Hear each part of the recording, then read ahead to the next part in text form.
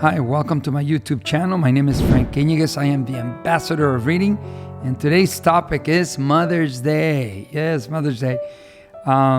First things first, I want to congratulate mothers around the world for taking care of their children. I want to congratulate them, and I want to say thank you so much for having that unconditional love that only a mother has.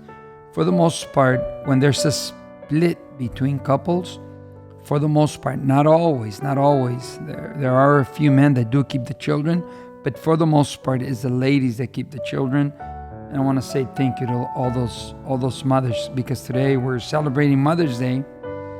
And I'm going to give you 3 or 4 recommendations at the end of the speech.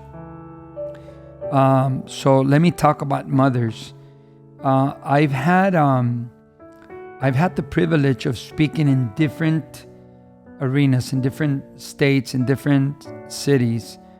And for the most part, usually the audience will be women that are looking for information that is going to benefit them and is going to benefit their family.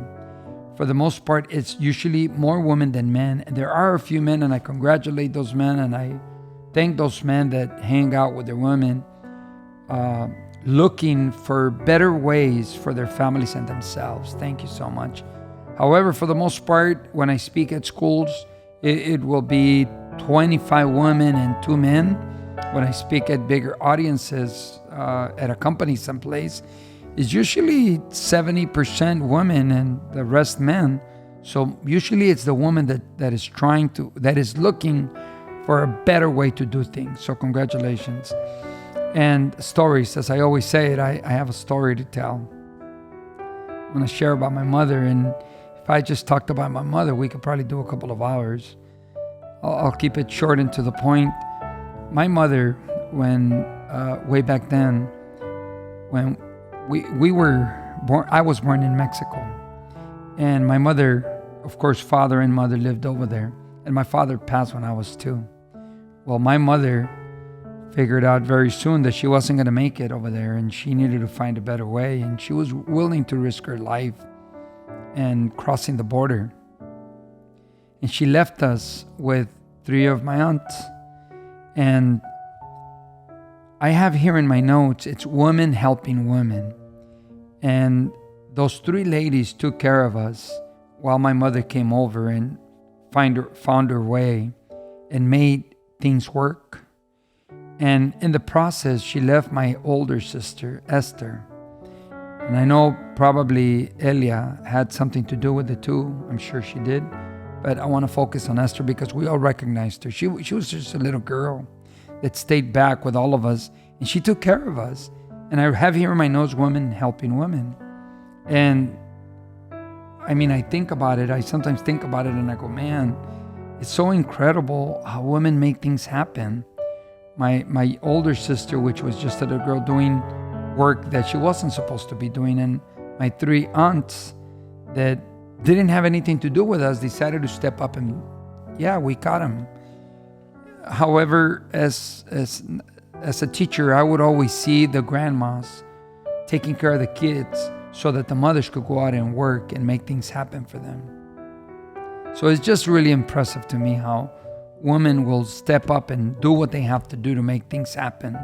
So congratulations, mothers. My mother, when my father passed and she knew she needed to make things work, she sold the chickens. Sometimes when I'm in front of the audience, I'll tell this story. And of course, I make it a little funnier than what it is. She sold the chickens, and then she sold the goats. And when she got to the pigs, I usually say, I turned around to my brother Raul and I tell him, "Ron, we're next." And of course, she was just trying to get enough money to come on over and make it work for the family. I have my mother, once she got here, it's really impressive to me and it's amazing to me. I admire her so much. She's passed already. How she would risk her life just to go back and see us and see that we were okay. And so she would leave the United States and then risk her life coming over coming back and continue to work so that we would be okay. So mothers around the world, thank you. Thank you so much for the unconditional love that you have for your children. Thank you so much. And I'm going to give you the 3 recommendations. Look, you've already stepped up and said, I'm going to take care of you no matter what. I'm gonna suggest that you hug your children. Hug them. It's already proven that a hug creates miracles. It actually allows a human being to live a little bit longer just with a hug. Kiss them. Kiss them a lot. Kiss your children a lot. I mean, I hugged and kissed mine a lot, and I still think I didn't do it enough. Now they're older, they're men, and I still hug them and I still kiss them here and there. My baby Paola, I always hug and kiss. So hug them and kiss them a lot. And listen to them. I'm going to say this on behalf of my son Nicholas, because he said, Dad, not everything has to be a lesson. Sometimes we could just have a conversation and you can listen. You don't have to make it a lesson. And so I'm going to strongly suggest just listen to them. And the last one, guide them. Guide them. There's this, we still have a relationship with a lady named Rosie. And my daughter and all of us, we merged with this family. And Paola, my daughter, noticed that every Saturday, the family knew that they had chores. And they needed to, each family member had to clean their own room and put everything away, put shoes, clothing, everything away.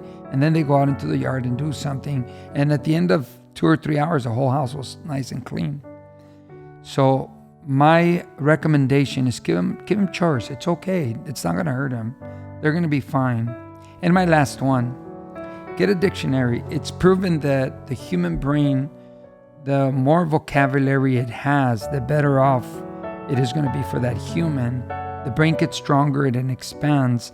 So get a dictionary, maybe a junior high school dictionary, and get them a book like this, a binder, not a 3-ring binder, spiral.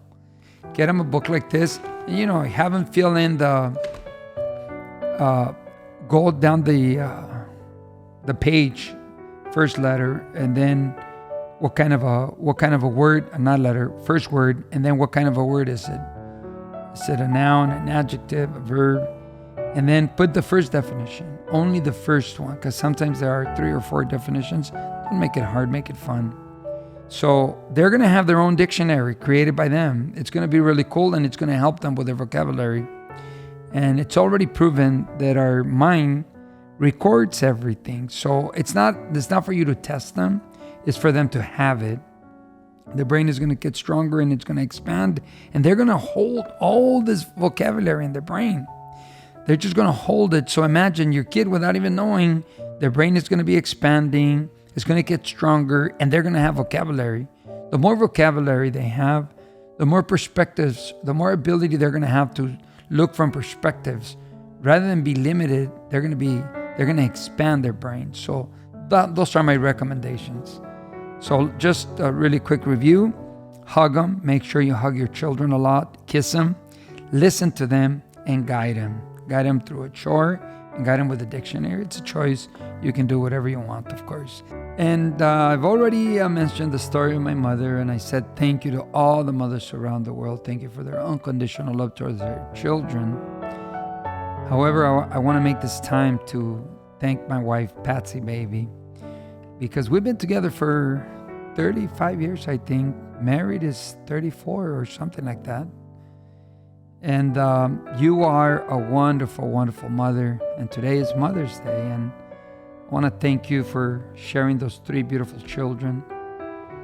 And I remember the other day when we were having lunch together, how Paola, your baby, she said, yeah, my mother has the strongest character. However, I know for sure, I know for a fact that out of all of us, it's Mom that loves us the most, each one of us. And you do, Patsy. And thank you for being a wonderful mother. Thank you for being my wife.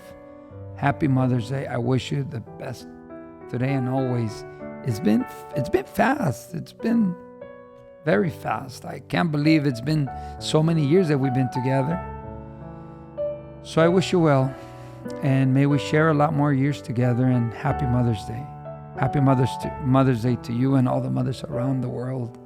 And thank you for being a great mother. Thank you for being a great role model as far as mother is concerned. You're just a great human being. Very well. Last but not least, I love you. I love you from here to the moon and back till I'm called from this earth. Take care.